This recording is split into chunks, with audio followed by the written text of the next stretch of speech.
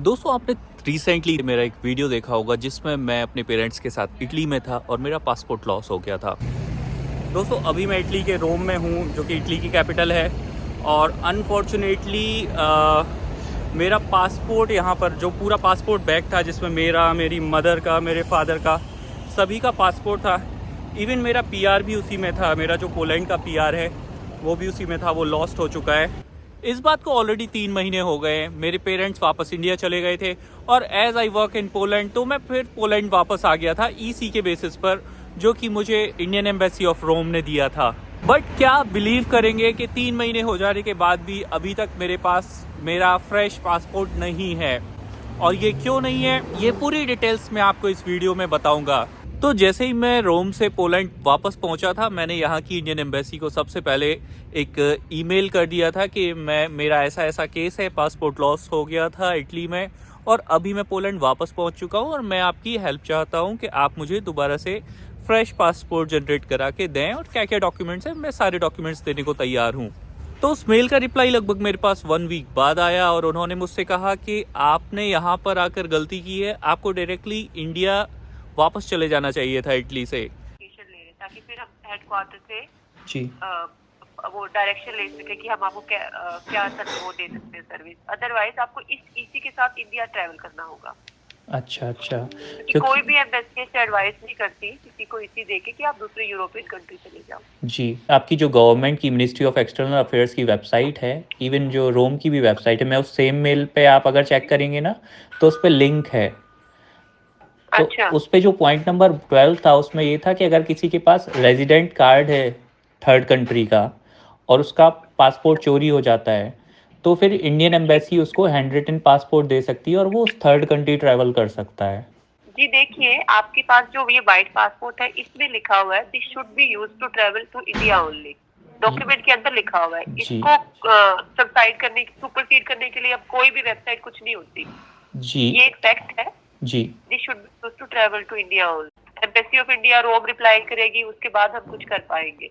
But मैं समझ रही हूँ आपकी, मैं उनको रिमाइंडर डालती हूँ। जी आप प्लीज, हमें तो ऑफिस है तो प्रोसीजर फॉलो करना होता है। जी मैम प्लीज़ आप रिमाइंडर डाल दीजिए।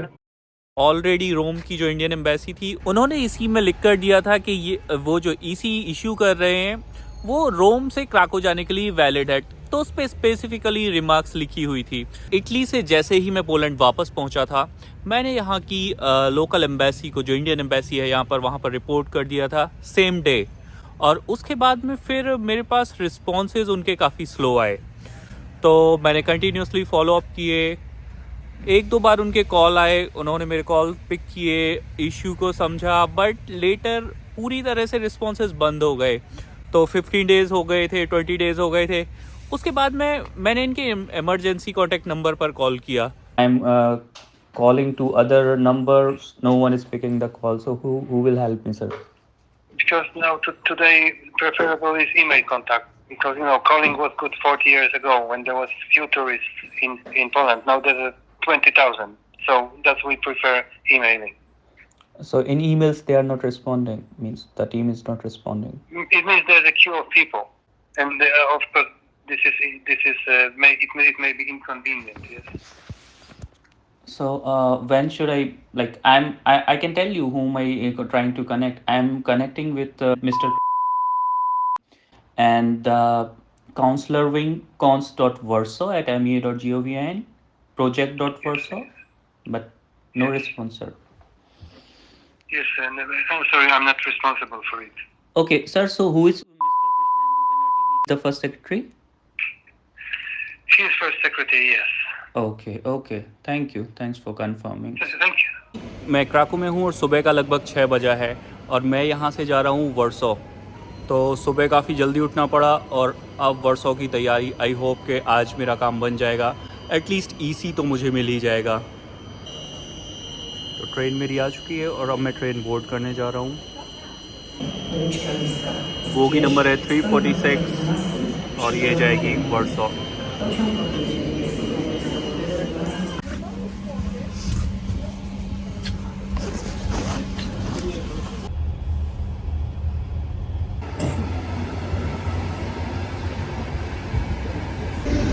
तो यहाँ वर्सो रेलवे स्टेशन से मैंने टैक्सी बुक कर ली है और टेम्परेचर आज यहाँ काफ़ी कम है, अराउंड 8 डिग्री सेल्सियस है।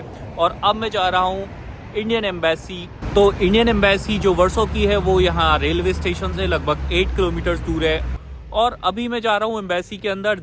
तो देखता हूँ कि क्या स्टेटस है और क्या मुझे बता पाते हैं वो। ऑल्दो मैं पिछले महीने भी आया था यहाँ पर और मैंने अप्लाई कर दिया था एक नया पासपोर्ट। उन्होंने बताया था कि वो मिनिस्ट्री की अप्रूवल का वेट कर रहे हैं मेरे केस को लेकर, क्योंकि उन्हें खुद भी नहीं पता था कि एक्चुअल केस कैसे हैंडल किया जाए ये, और यही एक रीज़न था कि वो मेरे मेल्स के रिप्लाई नहीं कर रहे थे। तो अभी मैं एम्बेसी से जस्ट बाहर आ गया हूँ और ईसी की एप्लीकेशन मेरी सबमिट हो गई है। ईसी के लिए मुझे पे करने पड़े 66 PLN और मेरी जो पहले उन्होंने मेरा पासपोर्ट अप्लाई कराया था जिसके लिए अप्रूवल नहीं आया था, वो बोल रहे थे मिनिस्ट्री से पिछले 3 महीने से, उसकी फ़ी मैंने पे की थी 668 PLN, जो कि लगभग 14,500 रुपये का अमाउंट था। और वो फ़ी मुझे अब रिटर्न नहीं मिलेगी। बट अगर इंडिया जाना है आपको वापस यहाँ से और पासपोर्ट आपको चाहिए है, तो मेरी रिकमेंडेशन यही रहेगी कि इट्स बेटर कि इंडिया से ही पासपोर्ट बनाएं, क्योंकि आपको यहाँ पर ये क्लैरिटी नहीं मिल पाती है कि आपका नया पासपोर्ट बनने में कितना टाइम लगेगा। और जो कम्युनिकेशन प्रोसेस है वो थोड़ा सा स्लो है, क्योंकि हर बार आप एम्बेसी नहीं आ सकते हैं सिर्फ ये पता करने कि क्या स्टेटस है। मेल पे और फ़ोन पे रिप्लाई काफ़ी मिनिमल होता है, तो ये थोड़ा सा प्रॉब्लम है। और आई थिंक फॉरेन मिनिस्ट्री को, मिनिस्ट्री ऑफ एक्सटर्नल अफेयर्स को काउंसलर से रिलेटेड इश्यूज़ पे थोड़ा ध्यान देना चाहिए, क्योंकि जो सिटीजन्स होते हैं उन्हें बहुत ज़्यादा प्रॉब्लम होती है। जैसे कि मैंने इतने टाइम से ये प्रॉब्लम फेस की, पिछले 3 महीनों से, ऑलमोस्ट 3.5 महीने हो गए हैं। तो आज का मेरा पूरा दिन सिर्फ वेट करने में ही जाने वाला है, क्योंकि देवर सेइंग के कलेक्शन टाइम 4 से 5 है। तो एम्बेसी ने मुझे लगभग 4 बजे के करीब बुलाया था और मैंने सोचा तब तक मैं वर्सो सिटी घूम लेता हूँ। बट वर्सो में अभी क्या है कि बहुत तेज़ बारिश हो रही है पूरे में, तो मैं सेंट्रल आया हुआ था। वैसे मैं घूम तो नहीं पाया वर्सो अच्छे से, लेकिन मैंने एक शॉपिंग मॉल में अपना सारा टाइम स्पेंड किया। एक्चुअली मेन प्रायोरिटी ईसी है, तो एक बार ईसी मिल जाए तो फिर कोई टेंशन नहीं है। तो अभी मैं बस पकड़ूंगा यहाँ से एम्बेसी के लिए और जस्ट एम्बेसी पहुँचूँगा। एक्चुअली मैं वेट कर रहा हूँ बस नंबर 117 का, और 117 अभी तक नहीं आई है। सारी बसें आके निकल गई हैं, बट 117 का अभी भी वेट चल रहा है। मेरे अलावा कई सारे दूसरे लोग भी अभी वेट ही कर रहे हैं पिछले 10 मिनट से। तो फाइनली जिस बस का मैं वेट कर रहा था वो बस आ चुकी है। तो दोस्तों फाइनली अब मुझे ईसी मिल गया है, जो कि मुझे परमिट करेगा इंडिया वापस पहुंचने के लिए। और इस ईसी में लिखा हुआ है कि ये इंडिया जाने के लिए ही वैलिड है। तो अगर मेरी फ़्लाइट जर्मनी से है या कहीं से भी है उससे फ़र्क नहीं पड़ेगा। शर्त ये होगी कि मैं कहीं लाइक पोलैंड के अलावा किसी दूसरे कंट्री के एयरपोर्ट से बाहर नहीं जा सकता हूँ, और मेरा ऐसा कुछ करने का कोई प्लान भी नहीं है। तो अब मैं पहुँचूँगा इस ईसी की हेल्प से इंडिया, और इंडिया में फिर देखते हैं कि क्या फॉर्मेलिटीज़ होती है। उसका वीडियो भी मैं आपसे शेयर करूंगा कि दिल्ली एयरपोर्ट पर पहुंचने में ईसी को लेके क्या क्या फॉर्मेलिटीज़ होती हैं। अंदर ईसी कलेक्ट करते टाइम मेरी जो भी कन्वर्सेशन हुई उसके बारे में अगर मैं आपको बताऊं, तो मैंने ईसी कलेक्ट करते टाइम उन्हें फीडबैक दिया कि आपका प्रोसेस रियली काफ़ी स्लो है। लाइक 3.5 महीने हो गए और मुझे ना कोई रिस्पॉन्स आ रहा था और ना ही ये पता चल पा रहा था कि करंट स्टेटस क्या है मेरी पासपोर्ट एप्लीकेशन का। क्या वर्सो एम्बेसी से मेरा पासपोर्ट बन पाएगा या नहीं बन पाएगा। एंड दे सेड के वी ट्राइड आवर बेस्ट। यहाँ पर लाइक इस टाइप के इश्यूज़ में मिनिस्ट्री का अप्रूवल रिक्वायर्ड होता है। आई अंडरस्टैंड कि अप्रूवल रिक्वायर होता है, बट आप सोच सकते हैं कि 3 महीने 4 महीने तक अगर आपको पता नहीं हो कि अप्रूवल का क्या स्टेटस है, और अप्रूवल का भी एक टाइम डिफाइन होना चाहिए, कितना टाइम लगेगा अप्रूव होने में किसी भी चीज़ को, whether it is being approved और नॉट। क्या ये अप्रूवल का केस है, लाइक अप्रूव हो सकता है या नहीं हो सकता है। मिनिस्ट्री को भी इस पर एक टाइम ड्यूरेशन डिफाइन करनी चाहिए, क्योंकि personally as a citizen of India मुझे काफ़ी परेशानी का सामना करना पड़ा फॉरेन लैंड में रहते हुए। तो अगर मिनिस्ट्री ऑफ एक्सटर्नल अफेयर्स से, अगर फॉरेन मिनिस्ट्री से ये वीडियो कोई देख रहा हो, तो मैं उन्हें सजेस्ट करूँगा, रिकमेंड करूँगा कि प्लीज़ इससे आपके सिटीजन्स को, इंडियन सिटीजन्स को बहुत परेशानी हो रही है और इस प्रोसेस को थोड़ा सा चेंज किया जाए। 3 से 4 महीने इज़ रियली नॉट नॉर्मल अगर कोई विदेश में रह रहा है, अगर कोई भारत के बाहर रह रहा है। तो मेरी डिसअपॉइंटमेंट का लेवल आप सोच सकते हैं, क्योंकि एक तो पहले मैंने 3.5 महीने वेट किया, दूसरी चीज़, एम्बेसी से मुझे रिस्पॉन्स नहीं आ रहा था। इसके कारण मुझे क्राको से वर्सो ट्रैवल करके आना पड़ा। उस दिन की मुझे छुट्टी लेनी पड़ी लास्ट मंथ। इसके अलावा आज फिर से मुझे वर्सो आना पड़ा एम्बेसी, फिर मुझे एक छुट्टी लेनी पड़ी।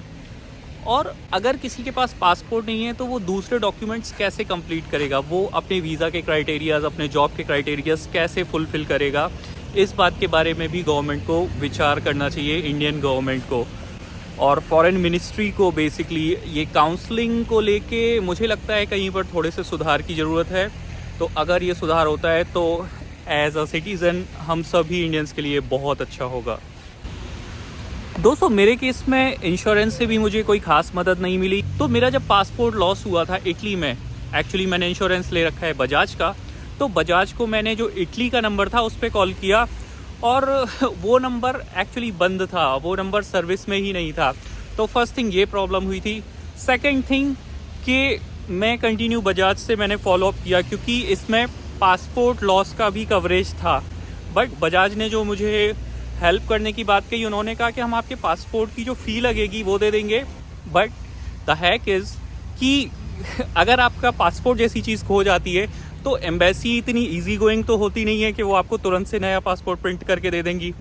तो यहाँ पर प्रॉब्लम आती है। फिर आपको 3 से 4 दिन उस पर्टिकुलर कंट्री में, उस पर्टिकुलर सिटी में रहना पड़ता है। आपके वो एक्सपेंस, आपके फूड एक्सपेंसेस, आपके लॉजिंग एक्सपेंसेस और आपके कन्वीनियंस के चार्जेस। तो सोचिए आप कितना खर्चा बढ़ेगा आपका अगर अनफॉर्चुनेटली ऐसा कोई केस आपके साथ हो जाता है। तो इंश्योरेंस पे कोई आप ज़्यादा ट्रस्ट नहीं कर सकते। मेरा अभी इंश्योरेंस से एक सिंगल रुपये भी नहीं आया है इस केस के बाद में, और अभी तक फॉलोअप ही चल रहा है। और कहीं ना कहीं इंश्योरेंस वाले भी इस चीज़ को डिले कर रहे हैं और मुझे नहीं लगता कि एक भी रुपये आने वाला है मेरा इंश्योरेंस से। हो सकता है कि पासपोर्ट अप्लाई करने की फ़ीस मेरे पास आ जाए, बट मुझे नहीं लगता कुछ और एक्सपेंस मिलेगा मुझे। तो पासपोर्ट खोना काफ़ी अनफॉर्चुनेट चीज़ है।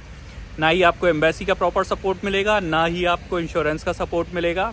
और अब नेक्स्ट चीज़ ये देखने वाली होगी कि जब मैं इंडिया पहुंचूंगा, जब मैं दिल्ली एयरपोर्ट पहुंचूंगा, तो दिल्ली में जाके मुझे किन मुश्किलों का सामना करना पड़ेगा।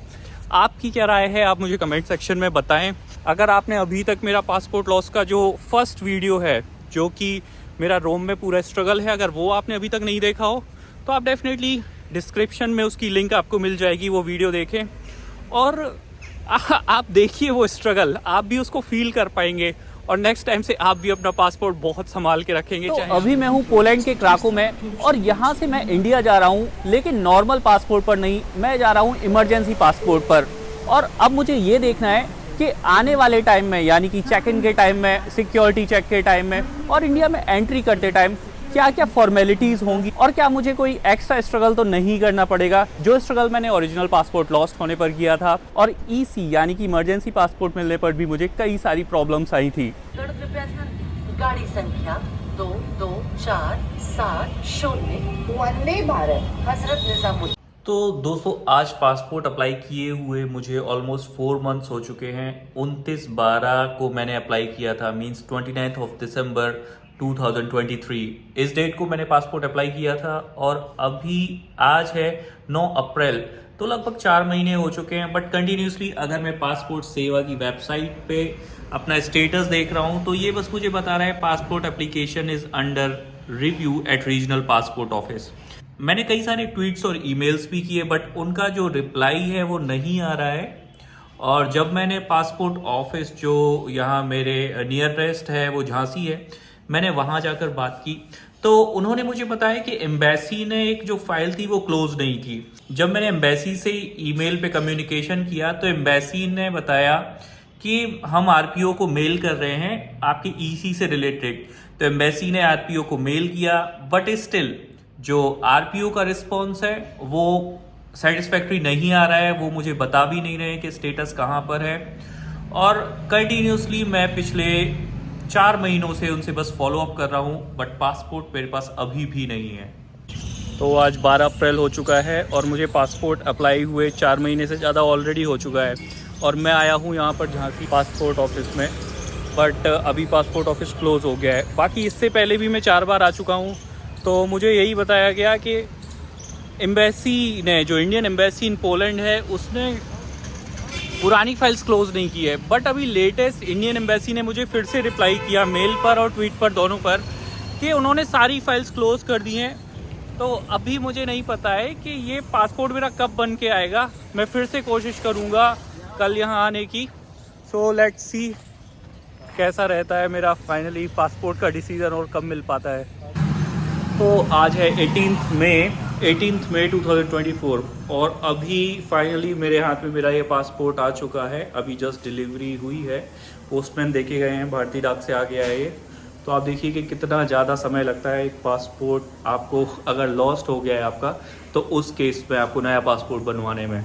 अभी मैं जा रहा हूँ अपना कार्ता पोबेतु यानी कि ब्लू कार्ड कलेक्ट करने। अप्लाई मैंने ये किया था लगभग 20 दिन पहले और विद इन 20 डेज़ कार्ड मेरा प्रिंट हो चुका है। कल ही मुझे ईमेल आया था कि आपका कार्ड प्रिंट हो चुका है और मैंने अपॉइंटमेंट लिया, अपॉइंटमेंट अवेलेबल था और अब मैं कलेक्ट कर लूँगा होपफुली वो कार्ड। एक्चुअली अभी ओरिजिनल पासपोर्ट मेरा नहीं आया है। इंडियन एम्बेसी ऑफ वर्सो से मेरी बात चल रही है और बट अभी तक नया पासपोर्ट तो नहीं आया। बट जो इमरजेंसी पासपोर्ट है उसके बेसिस पे ही मैंने अप्लाई किया था। ये कुछ बेसिक डॉक्यूमेंट देके मेरी एप्लीकेशन एक्सेप्ट हो गई थी और अभी मैं पहुंचने वाला हूं कार्ड कलेक्ट करने की लोकेशन पे। ये ऑफिस है, इमिग्रेशन ऑफिस, जहां पर आप अपने कार्ड या फिर इमिग्रेशन से रिलेटेड कोई भी काम कराने आते हैं। तो अभी फाइनली मुझे मेरा ये कार्ता पोबेतु ब्लू कार्ड मिल गया है और ये मुझे मिल गया है मेरे इमरजेंसी पासपोर्ट के बेसिस पे ही। तो पॉलिश अथॉरिटी की मैं ये तारीफ़ करूँगा कि उन्होंने मुझे इमरजेंसी पासपोर्ट EC के बेसिस पे ही कार्ड इशू कर दिया है। ये कार्ड आप देख पा रहे हैं और कार्ड जो इनके रीप्रिंट की प्रोसेस थी वो काफ़ी फास्ट थी, मतलब with in 15 to 20 days apply करने के बाद इन्होंने मुझे कार्ड इशू कर दिया। तो I would really appreciate them and there system overall. अगर आपको लगता है कि इस वीडियो से आपको कुछ इन्फॉर्मेशन मिली है तो आप डेफिनेटली इस वीडियो को अपने फ्रेंड्स के साथ शेयर करें, अपने कलीग्स के साथ शेयर करें और मेक श्योर करें कि ऐसा कभी भी किसी के साथ ना हो सके। और अगर ऐसा हो जाता है तो फिर प्रोसेस आपको पता ही है कि इस वीडियो में दी हुई है। Thank you so much. I will see you all in my next video. Bye bye.